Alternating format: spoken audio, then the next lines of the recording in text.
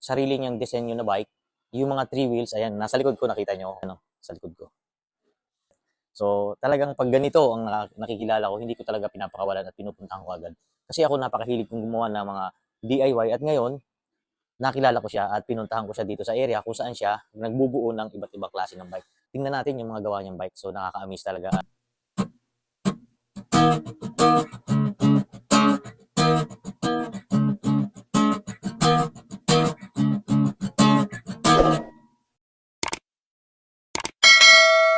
At hindi lang yan ang dahilan bakit tayo pumunta dito. Pumunta tayo dito kasi magsiservice tayo ng bike niya. So gagawin natin yung bike niya kasi nga magaling siyang magbuo ng bike, mag-assemble or mag-design.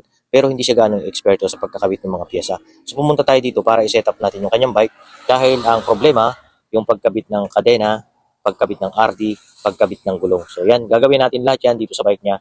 And then ang kapalit nun, gusto kong makita yung disenyo ng kanyang bike. No? So ayan, at sinimulan ko na nga gawin yung kanyang bagong gawa na bike at bagong design. Ito nga pala ay 3 wheels ang disenyo at napaka-unique.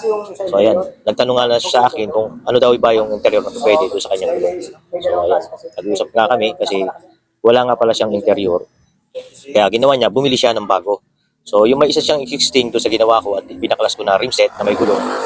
Kaya nga lang, ayaw niyang gamitin kasi gagamitin niya raw yun sa iba.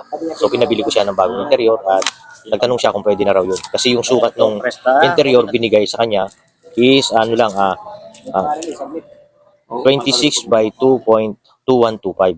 So ang kanyang gulong ay 2.3 at okay naman kasi yung interior niyang nabili is balloon type. So kaya na yon, sabi ko gano'n. Kasi no choice, wala siyang mabiling kasukat ng gulong na binili niya. So ayan, pinagpwede na natin. At sinimulan ko na nga, medyo excited nga ako nung ginawa ko to dahil ayun, na-enjoy talaga ako kasi kakaiba naman tong natin, nakikita natin mga project bike dito at siguro darating yung time na kaya pumunta ako dito, gusto kong gayahin yung kanyang mga disenyo at okay lang din naman sa kanya.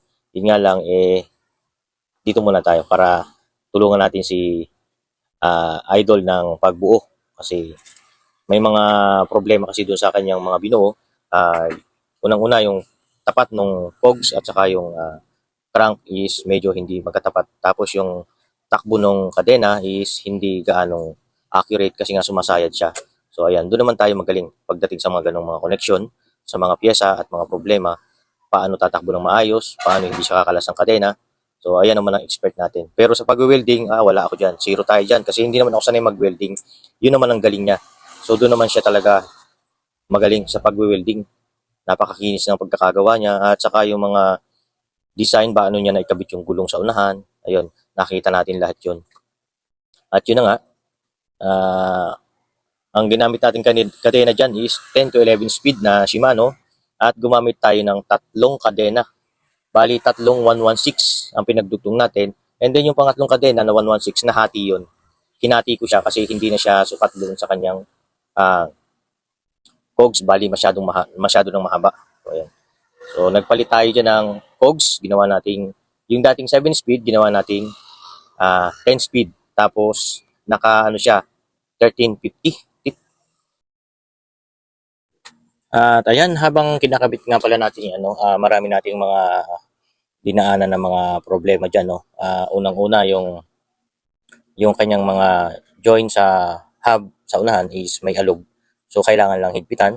Tapos, ang naging isang problema pa natin dito, yung RD ay hindi pasok doon sa 50 teeth na pinakamalaki. Sasayad na yung RD. At yun, nagkamali tayo dahil hindi ako nakapagdala ng goat link. So, yung goat link kasi, ang design nun is para ma-adjust yung nung RD natin. Magpwede siya doon sa 50 teeth para pumasok siya. In short, extension ng ating RD para humaba yung arms at kayanin niya yung hanggang 50 teeth na cogs sa likod. Kaya yung disenyo ko dyan na ginawa is hindi muna nagamit yung pinakamalaki. Hanggang doon lang siya sa pang 7 speed kasi kailangan nating salpakan ng goat link yung kanyang RD para magamit. So magagamit na niya pero hindi pa magagamit yung pinakang malaking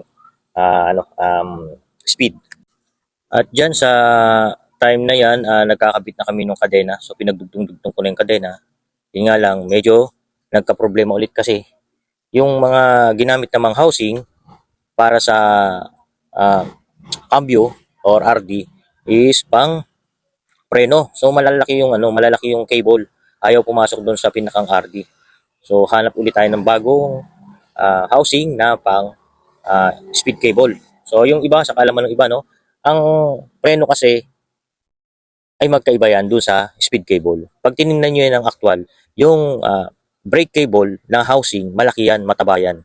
Kumpara doon sa ating speed cable na mas maliit yung bilog ng speed cable natin ng housing. So, kaya pag gumawa tayo ng bike at medyo kailangang maliit at medyo high-end yung ating ginamit na RD, hindi talaga papasok yung housing ng speed cable. Maliit kasi yun eh, mataba kasi yun. So, magpapalit ka ng speed cable. Ayan o. Yan yung design ng bike. Ang papadya ka doon sa may unahan na. Yan. Tapos yung manubela, ayan, yung hawak-hawak ko, yan ang itsura niyan. Ang likuan niyan, yung dalawang gulong sa unahan. Yan. At yan ay malayo nang nararating, no? Kaya nga lang ang naging problema niya, medyo mabigat kasi nga may mga mga bakal na gamit. So kailangan magpalit niya ng cogs na mas malaki para kung ahon man, kayang-kayang iahon sa pataas. Lalo na yung mga dadaan ka ng mga tulay, yan, pwedeng-pwede. At ang maganda nga lang dito, no, kung mas ma-develop ito at mas mapapaganda, yung magamit sa mga malayo ang biyahe, pang touring. So astig yan, kung magagamit natin pang touring or pang travel. So 3 gulong, maginhawa nga, hindi mapagod. At nakaupo ka pa. So napakaganda lang pagkaka-idea nito, no. At kung madadagdagan ng konting design sa likod, lagayan ng gamit, carrier sa likod, laparan lang yung nakakabit sa likod na carrier, pwede mo lang ilagay dyan yung mga tent at mga gamit mo personal sa pagka-camping. So ito yung nakikita ko na magandang pang touring at pangmalayo ang biyahe. Hindi siya nakakapagod kasi relax siya relax gamitin. Yun. Yan na nga, yung kinakabit ko na yung mga bagong housing ng cable. Tapos, yan, dinudukot na namin yung kadena doon sa loob nung ginawa niyang frame sa gilid. May tubo kasing nilagay siya, doon namin pinadaan. At yun nga pala adjustable yung pagkakadesenyo niya. Kung mas malaki yung gagamit, pwedeng i-adjust yung pedal doon sa unahan. So mayroon siyang adjustment na haba ng frame doon sa ilalim ng upuan. So nakasuklot yung square bar doon sa mas malaki na square bar. So nagkaroon siya ng adjustment doon. And then pag in-adjust mo, itutornilyo mo na lang. So yun ang disenyo niya. So maganda siya. At syempre, isa doon, unique. Kasi bihira ka na makakita ng mga ganitong bike dito sa city. O hindi lalo na kung magagamit mo sa pangmalayong rides. Lalong malupitan yan, makakabot ka ng Baguio, ganyan ang gamit mo. So, ang advantage pa nito, no, halimbawa, ginabot ka ng gabi, tapos wala kang matulugan. Pwede kang matulog dyan kasi para siyang nakahiga. Yung sandalan, naiihiga. So, napaka-easy niya, lalo na kung mga pang long ride. Ito ang the best na pang touring. So, hindi rin siya mabigat kung magdadala ka ng gamit kasi nandun siya nakakarga sa likod mo. Hindi katulad ng mga pang-touring ngayon na sobrang dami ng dala sa unahan, sa likod. Pero talagang matikas ka kung gano'n ang makakasanayan pang-touring. Eh kung pagtuturing ka tapos mas madali naman at mas mapapaayos yung iyong pagbiyahe, why not, di ba? Pwede namang gawin eh.